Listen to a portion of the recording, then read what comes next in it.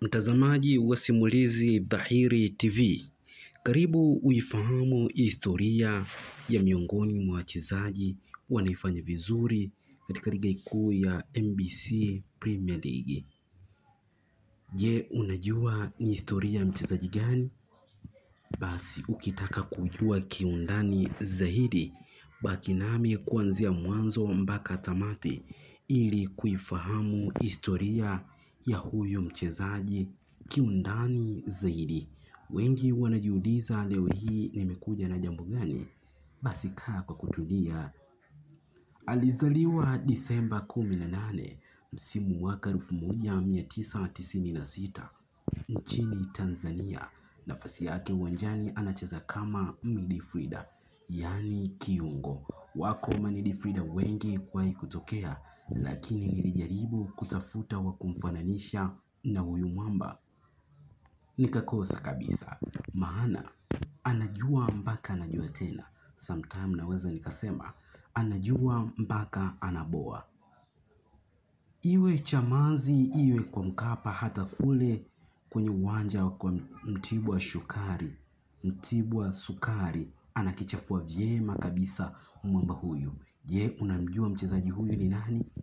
2019 hadi msimu mwaka 2020 alibahatika kujiunga na klabu ya Namungo FC. Na katika klabu hiyo alidumu ndani ya msimu mmoja tu na baadaye kutimkia huko katika klabu ya Biashara. Msimu mwaka 2024 2025 mwamba huyu alibahatika kujiunga na klabu ya KMC yenye makazi yake jijini Dar es Salaam pale Kinondoni. Lakini mwamba huyu alishawahi kucheza katika klabu ya Mtibwa Sugar. Ilikuwa Agosti 22 msimu mwaka 2020. Wengi wanajiuliza kwa nini mwamba huyu ameonekana kung'ala sana katika ligi kuu ya NBC Premier League. Ni kutokana na ubora wake, umahiri wake wa kusakata kwa bumbu. Sio tu pasi, hata magoli ya ajabu anafunga.